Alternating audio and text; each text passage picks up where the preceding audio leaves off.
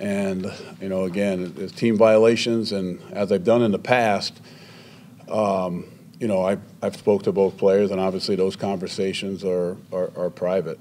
And, that's really all I'm really going to say about it.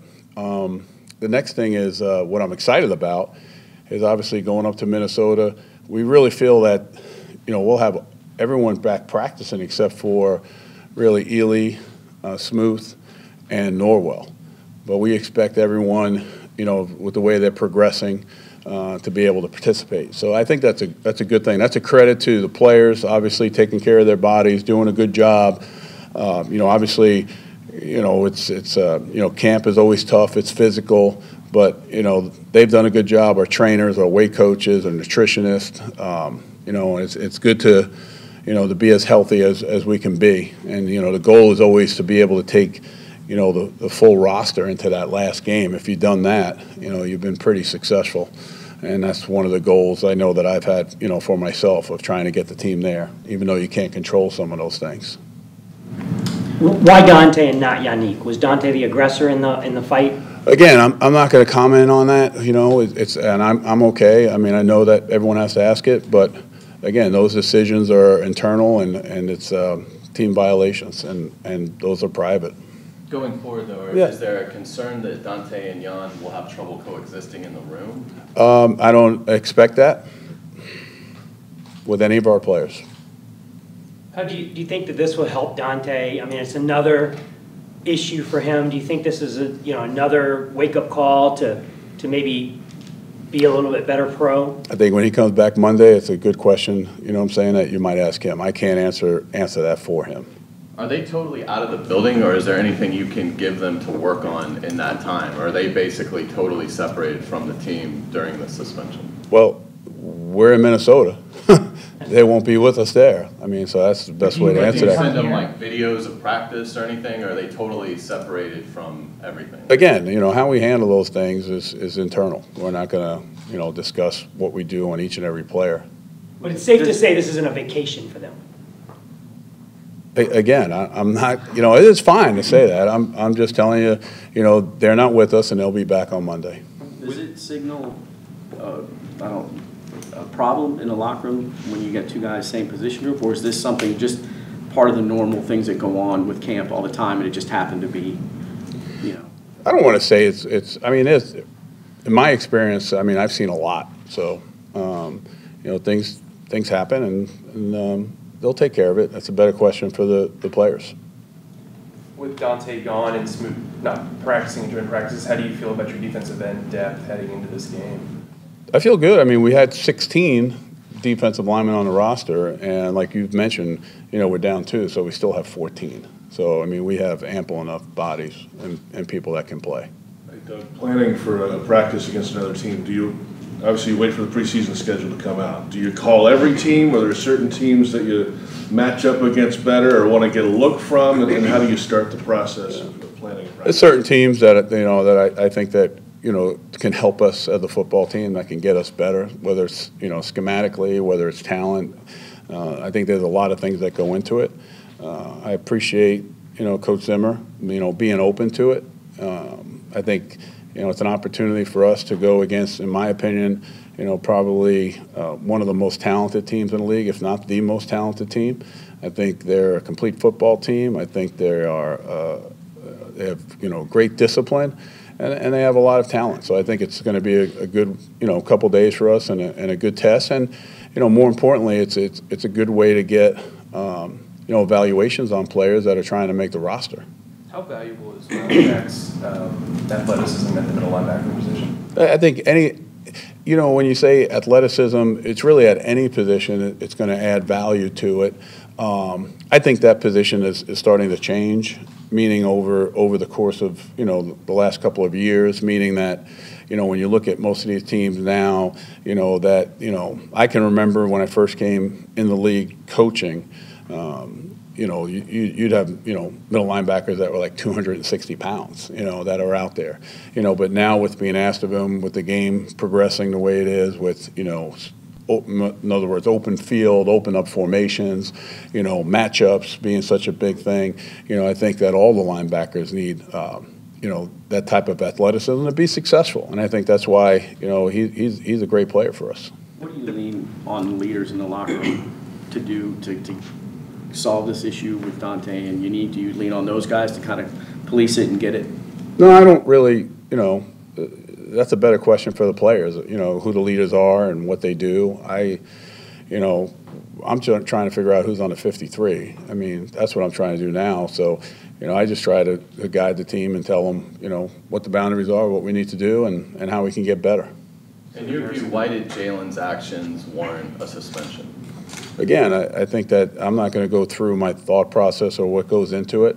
I spoke to the players, and, they'll be back on Monday. I feel like I don't need to do something that's internal. In comparison to before preseason games, do you take these sort of joint practices from a competition standpoint and sort of have them at an equal, value as those preseason games for players in terms of what they can showcase? It's not as equal value, but very close. I think the practices. I think if you look at it, you have the practices that you have here, with your team versus each other. So that's weighted. And then you have the preseason games, which I think is performance. That's a performance. You have to be ready to go out there and get the results that you need. So I weight that a little bit higher. Then I think when you go into a controlled environment against another opponent, you're looking at matchups and where your players are. So that's probably a little bit more weighted, only because it's a limited amount of reps in a 2-day period. How much knowledge do you have of the Vikings defense? I mean, have you? I have pretty good knowledge. How what do they do that's makes them one of the best in the league?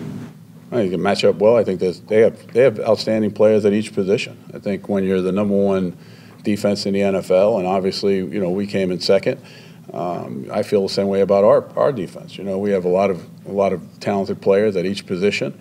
There's really not a lot of things that you can't expose, and I think they do a great job schematically. I feel like we do a very good job schematically. So, when you look across the board from defensive front to linebackers to safeties to corners, I mean they have outstanding players, and I think that offensively they have great skill players. They have obviously.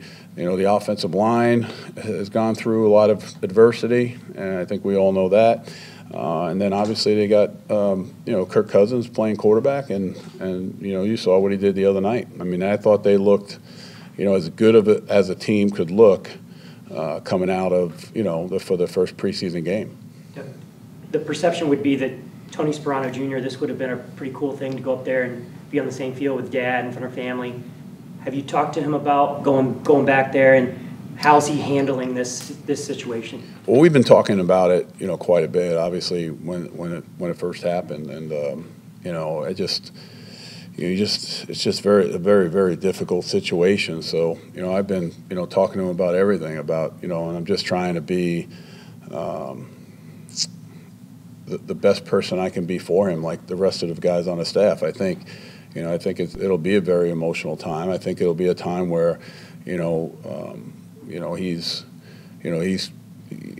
I think his words, if you talk to him, would probably be better than me trying to say what he feels. But for me, myself, the staff, everybody, the organization, the players, we're obviously all there to support him. You've been a position coach. When something like that happens to whether it's a coach or a player, can that sort of tighten the bond just from that specific position group? Do you feel like the players maybe have a closer bond with Tony because of that?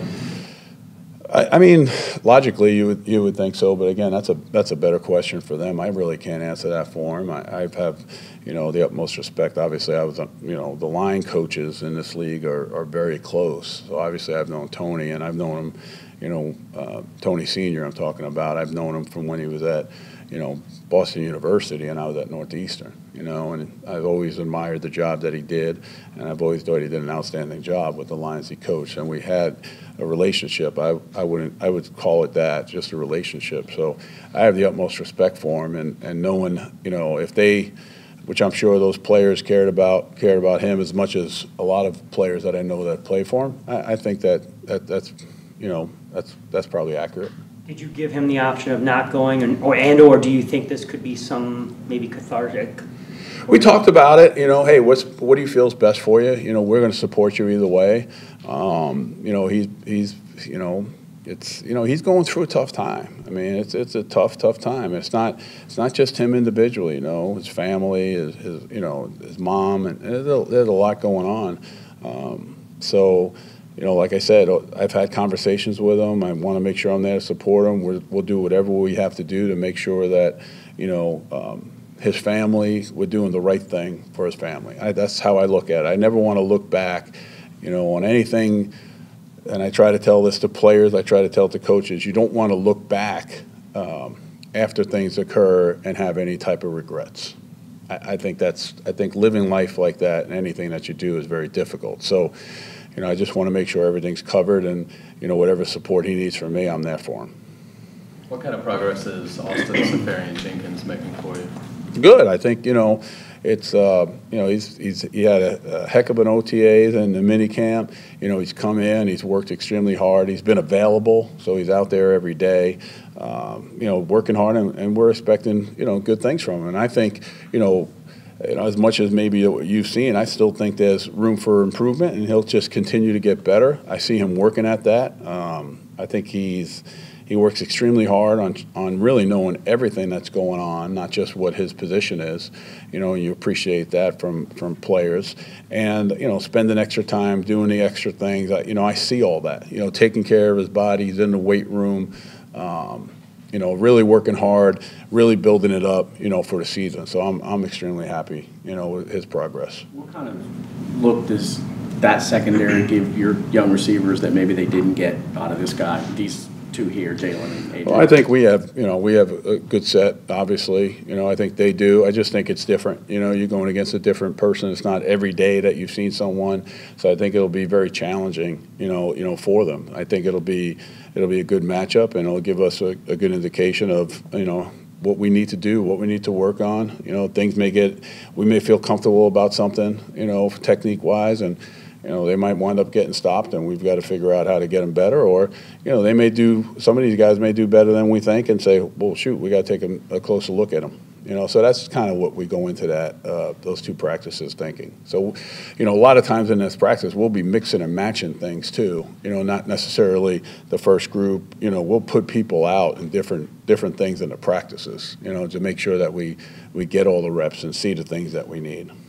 For guys that are at the bottom of the roster who may not get a lot of playing time these next 2 games, how important are these joint practices? I think it's extremely important. I think anytime you have an opportunity to go out on the field, you know, you have to take, you know, or make the most out of it and try to make something happen that shows up, so the coaches can say, hey, listen, we got to take a look at this. You know, I think it's important now, and it's the way they practice the practice reps. And I don't disagree. I think what you said, normally, you know, they might get a little bit less in these next 2 weeks, but, you know, they have to show something, because they're still going to play a majority of that last game. You know, and that's a chance for it, you know, for them to show. And like I've always told the players, and everywhere I've been, you know, when you go out there and let's say, you know, you're at the bottom, which I hope no one thinks they're at the bottom, you know, from a standpoint of their mentality. But when you go out there, you're not only trying to impress, you know, the coaches, you know, or our organization. There's 31 other teams that are looking, you know, at these films. You know, no different than we're looking at, you know, the other films that are going on. So, you know, it's an opportunity to show or put your resume out there that if for some reason we feel, you know, we have, you know, X amount of players at this position and we have to let you go, you know, you have an opportunity to get picked up by your performance and how you play. Last one, guys. Anything else? All right. Thanks. All right. See you guys up there. Have a safe trip.